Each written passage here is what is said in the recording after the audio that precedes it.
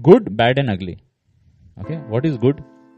प्रेरितों का 17 का 11 में लिखा हुआ है, बीरिया में पौलुस जाता है.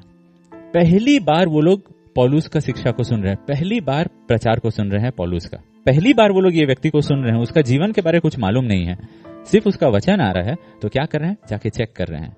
ये जाके बैकग्राउंड चेक नहीं कर रहे हैं इसका कितना फॉलोअर्स है, ये नहीं चेक कर रहे हो उसका कौन कौन उसके साथ है, कौन कौन उसके साथ नहीं है, उसका फॉलोइंग नहीं चेक कर रहे हो, उसका क्या क्या के साथ आया, कौन सा गाड़ी में, ये सब कुछ नहीं देख रहे हैं. बस घर जाके उसको बाइबल से कंपेयर कर रहे हैं. That's it. पर इसी लोग थे जो यीशु मसीह को 3.5 साल तक टेस्ट करते थे, क्योंकि वो भरोसा नहीं कर सकते थे. That is the good example. The good example is you check it with the word and then उसके बाद यू ट्रस्ट एंड वो पैटर्न में बन जाओ. एंड तब प्रोग्रेसिवली वो पैटर्न आपको बदलता जाएगा. मत सोचिए कि मतलब तुरंत एक दिन में पैटर्न आपको बदल जाएगा. यीशु मसीह भी 3.5 साल चेलों को दिया. इनफैक्ट सामर्थ मिलने के बाद भी हम लोग का मन और भी ज्यादा ज्योति में होते रहेगा. Now the second, the bad, right, the bad example, not the ugly example, the bad example. दूसरा सैमुएल का 6वां अध्याय में अगर आपको याद है, उस समय क्या होता है कि दाऊद वाचा का संदूक को वापस ले आता है. वाचा का संदूक का कोना में, चारों कोना में रिंग्स है. वो रिंग्स में एक गोल्डन रॉड को पार करना है. वो गोल्डन रॉड को 4 याजक, 2 आगे में 2 पीछे में, वैसा करके वो 4 याजक उठाएंगे उस वाचा का संदूक को. वो लोग हाथ से नहीं पकड़ेंगे, वो लोग कोई गाड़ी पे नहीं रखेंगे, वो लोग अपने कंधों पे उसको उठाएंगे. वो था मूसा का पैटर्न. दाऊद के पास ऑलरेडी मूसा का पैटर्न था.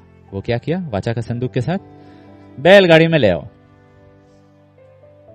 परमेश्वर क्या किए? जजमेंट. एंड दाऊद को पता ही नहीं अब मैं तुमको जज करने वाला हूं क्योंकि तुम मेरा पैटर्न को तोड़े. नहीं, David half marks if you know why I judged you. हाँ, अगर तुम ये भी नहीं जानते हो कि हम तुमको क्यों जज किए, तब तो तुम अटर फेलियर हो. एंड दाऊद क्या किया? ही फाउंड आउट कहां गलती की.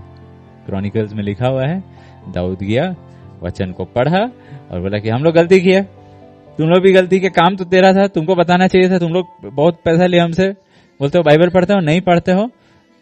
हाँ, दाऊद बहुत पैसा पूरा देते जाता थे, लोग बाइबल नहीं पढ़ता है.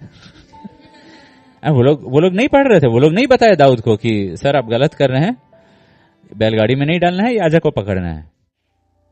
मतलब क्या? दाऊद इससे पहले कि तुमको तुम्हारा फ्यूचर के बारे में रेवलेशन दे, जो ऑलरेडी डॉक्ट्रिन तुमको दिया हुआ था, तुम उसके प्रति विश्वास योग्य रहो. जो स्पिरिचुअल हेरिटेज तुमको मिला है उसके प्रति तुम विश्वास योग्य नहीं रहोगे, आगे का डॉक्ट्रिन, आगे का रेवलेशन टाटा बाय बाय, कुछ नहीं मिलेगा तुमको.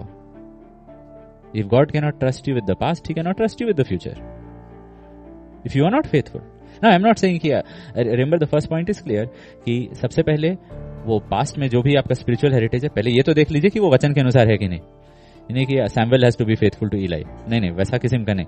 बट सॉल को देख लीजिए ना, सॉल का स्पिरिचुअल हेरिटेज, उसका स्पिरिचुअल मेंटर कौन है? सैमुएल है. Is he faithful to him? नहीं. तो क्या उसका फ्यूचर जनरेशन सक्सेसफुल होगा? No. Jonathan will not be successful. None of his children will be successful. Saul का क्यों? क्योंकि वो अपना स्पिरिचुअल हेरिटेज के प्रति फेथफुल नहीं था. दाऊद एक जगह में, मूसा का पैटर्न के प्रति फेथफुल नहीं था, और वहां पे क्या हुआ? जजमेंट आया. वो अपने आप को ठीक किया. उन्हें बोला प्रभु तो हमको पसंद ही नहीं करते हैं, जाओ. बहुत लोग डिस्करेज जाते हैं, प्रभु नहीं, तुमको प्रभु चुना, हमको नहीं चुना है, उसको हमसे प्रॉब्लम है. वैसा नहीं किया. वो फिर से कोशिश किया और इस बार परमेश्वर का वचन के अनुसार किया. परमेश्वर आनंदित थे, परमेश्वर बहुत खुश थे. एंड देन उसके बाद परमेश्वर अब उसको बता रहे हैं, दाऊद ठीक है, तुम इसको दाऊदपुर में लाए हो, this is not the end. ये बस ऐसा तंबू में नहीं रहेगा, मेरे पास एक प्लान है, एक पैटर्न है. तुम्हारा बेटा वो मेरे लिए एक मंदिर, एक भवन बनाएगा. एंड उसको परमेश्वर फ्यूचर रेवलेशन देते हैं. बहुत बार हमारा फ्यूचर रेवलेशन इसीलिए ब्लॉक्ड है क्योंकि हम लोग ये पैटर्न अभी तक जो हम लोग को दिया गया है डॉक्ट्रिन का, उसको फॉलो नहीं करते हैं. एंड हम लोग मांग रहे हैं भविष्य के विषय में बहुत सारा, प्रभु अपना इच्छा बताइए, प्रभु ये नहीं. प्रभु ऑलरेडी जो ज्ञान दिए हैं उसके प्रति हम लोग को पहले ब्लेमलेस हो जाना है.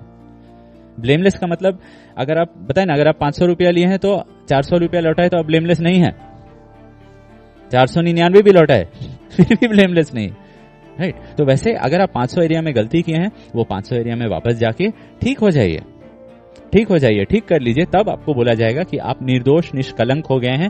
तब आप प्रेयर कीजिए, प्रभु आपसे बात करेंगे फ्यूचर के बारे में। लॉर्ड क्या करे, अभी फ्यूचर में मुझे डिसीजन लेना है। अभी तक क्या कर रहे थे? अभी तक टाइम था अपने जिंदगी में ब्लेमलेस होने के लिए। यिर्मयाह कहता है, सो अनटू योरसेल्व्स इन राइचियसनेस, रीप इन मर्सी।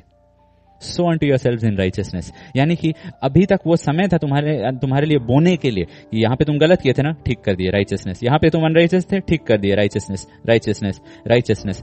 अब यहाँ पे तुमको दया का जरूरत है। लॉर्ड कल ऐसा होने वाला है, मैं क्या करूं? दया मिल जाएगा, तुरंत तुम पहुंच पाओगे अनुग्रह का सिंहासन। Why? Because you are faithful to the pattern जो परमेश्वर दिए थे। जो भी लाइफ मैन राइचियसनेस था उसको हटा दिया। पहला चीज वही ज़करिया वही किया, जो भी लाइफ मैन राइचियसनेस था उसको ठीक कर दिया।